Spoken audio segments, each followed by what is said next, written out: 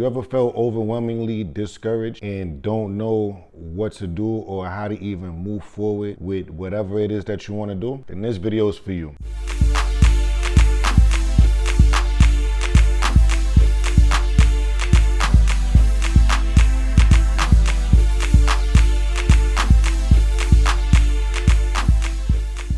What's going on, good guys? Chris Newton here, Chris Newton Real Estate, chrisnewtonrealestate.com. Like, comment, subscribe, tell a friend and tell a friend. This video has been weighing on me for a while, and for those of you that's been following my content for a long time, I really appreciate you. The people that just stumbled upon this video, like, comment, subscribe, and stay to the end. I believe that this is going to be valuable to you because it's extra relatable. But what I wanted to get off my chest was, just recently I was in the office. Actually, I want to say just yesterday or the day before yesterday of me making this video. I was in the office, and the office, after a while, it's on a timer. The lights are on a timer. They believe maybe nobody's going to be here, so the lights cut off around 8:39-ish on a daily basis. If you're walking through, sometimes they have motion sensors or motion detectors and the lights cut on.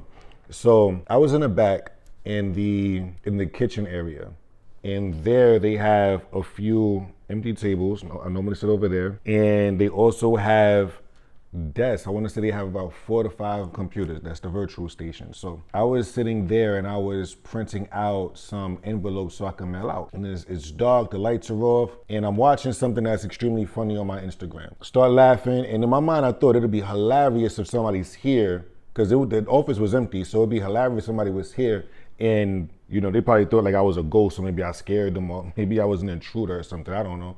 So I'm laughing, so on and so forth, and lo and behold, somebody actually walks up. And it's a gentleman that doesn't speak to me, right? There's been so many times that I've actually said hi to this gentleman. Hi, how you doing? I'll get a look.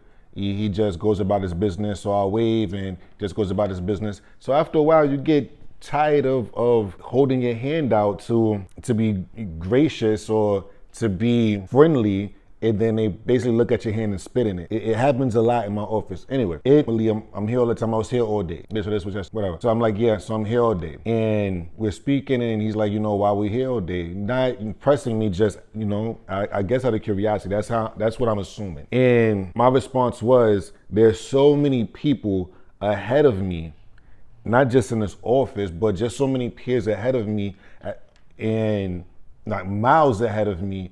I have so much catching up to do that I have to be here. So he says, in regards to what? Rather than just, oh, okay, you know, he's actually, you know, picking my brain, which I appreciate it.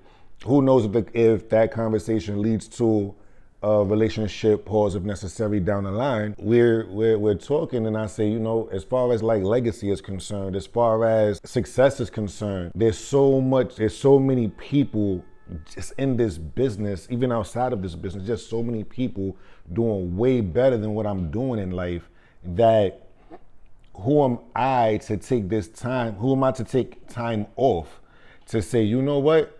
I'm going to take today off, take tomorrow off. I'm going to take a week off. I'm going to take this off. I'm going to, you know, while they're doing what they have to do, while they're already ahead of me. There's so many people ahead of, and I have to be humble and vulnerable, you know, and honest with just not you guys, but with myself, right? That if the people that are ahead of me stop working right now, like at this moment, and I continue working, it may take me years to catch up to where they are.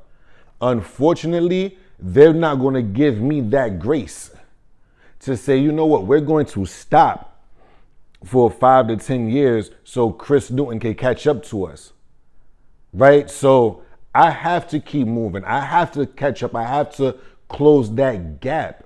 Why? Because my lineage is counting on me. My kids are counting on me. My wife is counting on me. Everybody is, so many people counting on me to end this family curse, end this generational curse, and do what I have to do. I want to also do that. So it's not as if I don't want to do it, but the people are putting pressure on me. I'm also putting pressure on myself. My kids at the time of this video are 10 and 12. They're not putting pressure on me. Dad, when are you going to become a millionaire? Dad, when are you going to do this? Dad, when are you going to do that? When are you going to be successful? No, they're not doing that. They love me for who I am.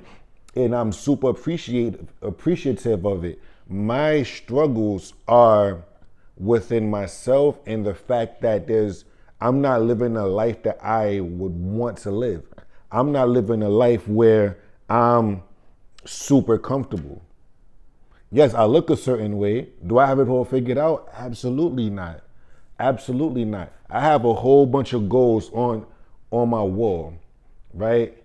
I have my vision board over here. I have a cork board over here. I have a dry erase board over here. Then I have another vision board, a little mini vision board. And I have my to-do list that's in a clear stand, that like a goal list that I want. Then I also write my goals down in my notebook so I don't forget about it. I have my journal. I don't journal every day. I need to do better. I have my gratitude book. I don't do that every day. I need to do better. This is what I'm doing to constantly remind myself I need to do better. And not only is that a constant reminder, I see it when I'm in the office. Unfortunately, I know it's a highlight reel. I know it's not real at all. I'm on Instagram and I see people smoking me.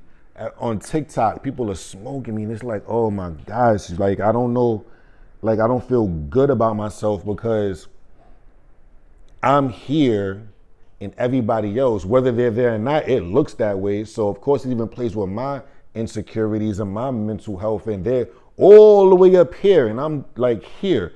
And it's like, oh man, they're killing me. They're not gonna stop doing what they're doing so I can catch up. They're gonna continue to move forward. So I have to be here late night, and I have to be here to record these videos and edit these videos. I have to be here to send out these mailers. I have to do this, I have to do that. Also, I don't have, at the time of this video, the funds to hire an assistant. I don't. So I have to be the assistant. I don't have the transaction coordinator. I don't have the buyer's agent. I don't have that. So I have to be the one-man band. I have to carry all of that on my shoulders and continue to move forward and do the best job that I can. Do I get overwhelmed at times? Yes. Do I get discouraged at times? Of course. Of course. Sometimes I look up and I just like, in a sense, like self-sabotage, spend the money I shouldn't spend and don't do this the way I shouldn't do it because it's in the back of my mind. Well, I'm not going to be where I want to be anyway. So, things are just too hard. All these deals are crazy. All of this is that and the third. And it just makes you just want to give up. But then, that's just the devil on your shoulder. You got the angel on your shoulder saying, nah, you can't. You got to push through it. You got to fight through it. You have to. So then you push through it. And then while you're pushing through it, you're the only one picking yourself out the mud. And you're still trying to save everybody else around you. You're trying to save your kids. You're trying to save your wife. You're trying to save your friends. Then you got clients. And then you're trying to save yourself, but you can't because you're so drained from saving everybody else around you. And nobody that you're saving, my kids can't really do much. They're my kids. Everybody else that you're trying to save can't save you. Can't do anything for you. You got to sit here and do this and do this and do this and do this.